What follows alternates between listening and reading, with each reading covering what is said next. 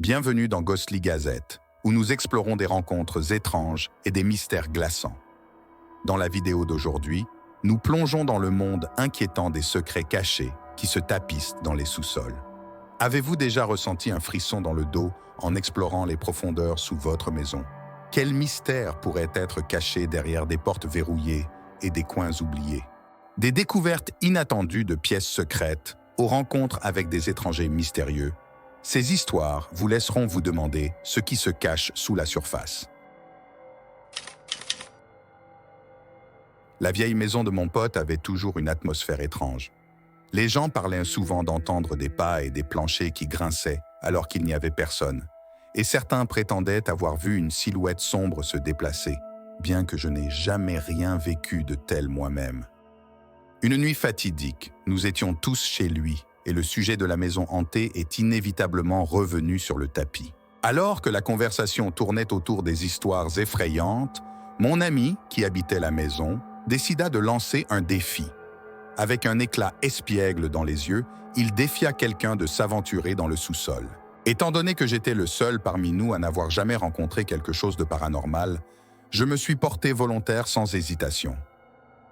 Déterminé à prouver mon scepticisme, je descendis les escaliers grinçants vers le sous-sol faiblement éclairé. Après avoir attendu ce qui semblait être une éternité dans le silence, juste au moment où j'étais sur le point de rebrousser chemin, un mouvement fugace attira mon attention du coin de l'œil gauche. Je me retournai vivement, mon cœur manquant un battement, et là, c'était lui, une silhouette imposante et sombre qui se dressait dans l'obscurité. L'air autour de moi se refroidit soudainement, et un sentiment de terreur indescriptible m'envahit. Le temps sembla ralentir alors que je restais figé, mon regard verrouillé avec la silhouette menaçante. Mes instincts hurlaient le danger, et l'adrénaline envahit mes veines, m'incitant à fuir. Avec un cœur battant la chamade et une chaleur envahissant mon corps, je détournai enfin le regard et courus vers les escaliers. Jetant un rapide coup d'œil en arrière, je vis la silhouette étrangement proche derrière moi, sa forme informe mais indéniablement menaçante. Remontant les escaliers à grandes enjambées, je surgis dans la pièce du rez-de-chaussée où mes amis étaient réunis. M'effondrant derrière un fauteuil, je pointai frénétiquement vers l'escalier, à peine capable d'articuler ce que je venais de voir. Leurs regards curieux se tournèrent vers l'escalier, et un souffle collectif leur échappa alors qu'ils aperçurent également la présence sombre. Sans réfléchir, nous nous précipitâmes vers le balcon, animés par l'adrénaline et désespérés de nous échapper. Le cœur battant la chamade et le souffle court, nous sautâmes dans le jardin. Nous nous attendions à voir la sombre silhouette nous guetter depuis le haut de la maison lorsque nous regardâmes vers le haut.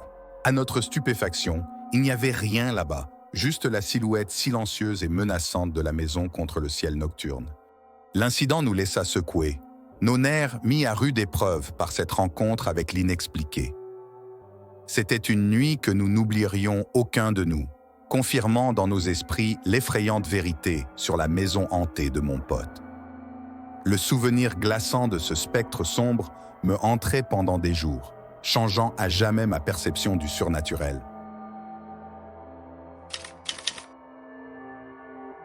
Quand j'étais enfant, mes amis et moi nous sommes lancés un défi d'explorer une maison hantée, abandonnée à la périphérie de la ville.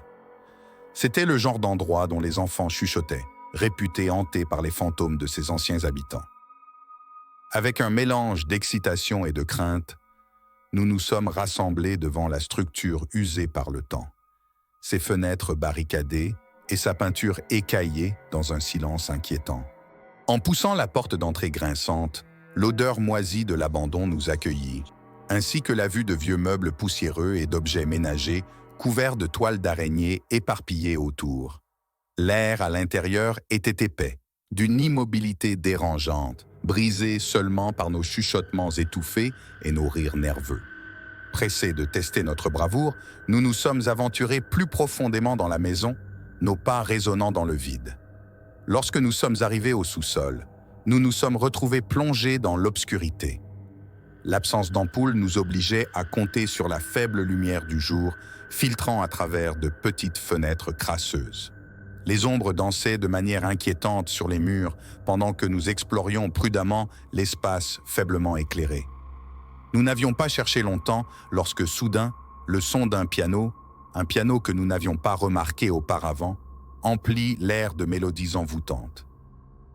Nos cœurs battaient la chamade alors que la peur nous saisissait, et sans réfléchir, nous avons couru vers la sortie, nos pas paniqués résonnant à travers les couloirs déserts.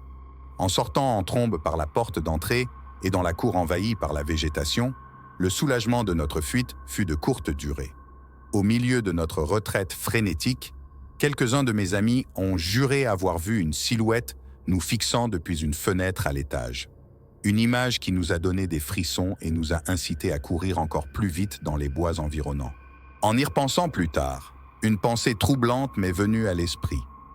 Et si la maison n'était pas vraiment abandonnée?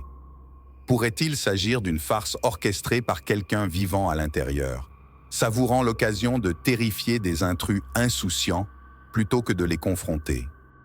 Pendant des jours après cette expérience, le souvenir de cette rencontre sinistre persistait, me laissant sur les nerfs et remettant en question la véritable nature de la maison et de ses mystérieux occupants. La possibilité que nous ayons découvert un farceur vivant plutôt que des fantômes spectraux n'a fait qu'ajouter au sentiment d'inconfort persistant qui me hantait. Tout a commencé par une sensation étrange, une ambiance étrange dans notre maison, près de l'Université d'État de l'Ohio. Alors que les jours raccourcissaient et que l'automne arrivait, les choses semblaient étranges, comme s'il y avait des secrets qui se cachaient. Un soir, se sentant audacieux et curieux, mes colocataires et moi avons décidé d'explorer notre sous-sol. Le sous-sol, faiblement éclairé et encombré d'objets oubliés, dégageait une atmosphère de mystère qui nous attirait. Parmi les reliques poussiéreuses des jours révolus, nous avons découvert un vieux casier caché dans un coin sombre. Avec un mélange de peur et d'excitation, nous avons secoué la serrure rouillée jusqu'à ce qu'elle cède, révélant un passage étroit dissimulé derrière. Alors que nous nous faufilions à travers l'ouverture, l'air devenait plus lourd, chargé d'un malaise silencieux. Nous nous sommes retrouvés dans une petite pièce faiblement éclairée, figée dans le temps. Des manuels scolaires tapissaient un mur, aux côtés de photographies fanées qui semblaient raconter un récit silencieux. La réalisation nous a frappés comme un coup de tonnerre. Quelqu'un vivait ici, à notre insu. Nous avons surnommé l'occupant mystérieux Jérémie, un nom qui résonnait dans la pénombre de la chambre secrète. Les jours se sont transformés en nuit, et un malaise inquiétant s'est installé parmi nous. Les ombres semblaient persister un peu trop longtemps, et des murmures de mouvements résonnaient dans la maison lorsque tout était calme. Qui était Jérémie, et pourquoi se cachait-il sous notre maison? Un soir fatidique, Jérémie a disparu sans laisser de traces, ne laissant derrière lui qu'une note cryptique. Il est temps de partir. Le vide qui a suivi était assourdissant, amplifiant nos peurs et nos suspicions. Y avait-il d'autres secrets cachés dans nos murs, attendant d'être découverts? La découverte de la chambre secrète de Jérémie nous a hantés, nous rendant à jamais méfiants des mystères cachés qui se tapissaient sous la surface de nos vies en apparence ordinaire. Les échos de cette rencontre troublante ont persisté. Un rappel glaçant que certains secrets valent mieux rester intacts. Merci de nous avoir rejoints pour cette exploration palpitante des mystères des sous-sols dans Ghostly Gazette. Nous espérons que ces histoires vous ont intrigué et peut-être rendu un peu méfiant de ce qui pourrait se cacher sous votre propre maison. Avez-vous déjà vécu quelque chose d'étrange ou de surnaturel dans un sous-sol? Partagez vos propres rencontres dans les commentaires ci-dessous. Nous serions ravis d'en savoir plus. N'oubliez pas de vous abonner à Ghostly Gazette pour plus d'histoires palpitantes et d'enquêtes mystérieuses. Activez la cloche de notification pour ne jamais manquer notre prochain épisode qui vous donnera des frissons. En attendant la prochaine fois, restez curieux et gardez les yeux ouverts pour l'inexpliqué.